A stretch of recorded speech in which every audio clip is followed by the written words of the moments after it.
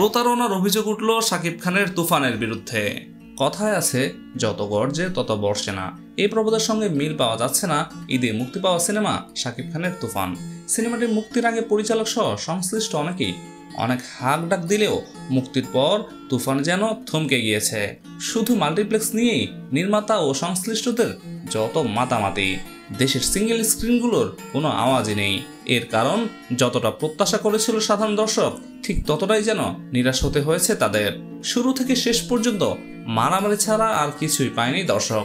এমনকি ছিল না গল্পের ধারাবাহিকতা ও চরিত্রের সঠিক বিন্যাস। চিত্র সমালোচকদের মন্তব্য ঠিক এমনই।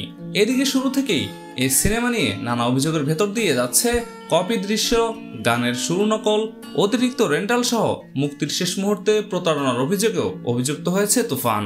তবুও সব অভিযোগ তুলে রেখে দর্শক অপেক্ষা ছিলেন একটি ভালো লাগার গল্পের সিনেমা দেখার। অবশেষে সেখানেও ব্যর্থ হয়েছেন পরিচালক রায়হান রাফি। সিনেমা মুক্তির পর নতুন করে ফের সমালোচিত হচ্ছে শাকিব খানের তুফান। নতুন করে তুফান টিম বিতর্কের সৃষ্টি করলো। প্রচারণায় অভিনব কৌশল অবলম্বন করে দর্শকদের চোখ ধুলো দিতে গিয়ে যেন ফের বিপাকে পড়েছেন রায়হান রাফি ও প্রযোজনা সংস্থা। এ নিয়ে সিনেমা পাড়ায় বেশ চাপা ক্ষোভ বিরাজ করছে। সোশ্যাল মিডিয়ায় অনেকে বলছেন, ঈদের দিন সকালে শোনা গেছে তুফান সিনেমা নাকি সব তছনছ করে দিয়েছে। প্রথম শো শেষের আগেই দেখা গেছে সিনেমাটি দেখার পর দর্শকদের প্রতিক্রিয়ামূলক ভিডিও ছেড়েছে ভাড়াটিয়া ইউটিউবাররা, যেটা ছিল খুবই হাস্যকর। একটি সিনেমা 100 হওয়ার পরে কিভাবে বোঝা যায় সেটি সুপারহিট। এগুলো যে প্রচারের একটা কৌশল তা সিনেমাপ্রেমী দর্শকদের বোঝার বাকি থাকে না। সিনেমাটি নিয়ে একটা মিশ্র প্রতিক্রিয়াও রয়েছে। সাধারণ দর্শকদের সঙ্গে সরাসরি কথা বলে জানা গেছে, যারা অতিমাত্রায় শাকিব ভক্ত তারাই শুধু ভালো বলছেন, কিন্তু যারা একটি সুন্দর গল্পের সিনেমা দেখতে চেয়েছিলেন তারা বেশ হতাশই হয়েছেন, এমনই জানা গেছে।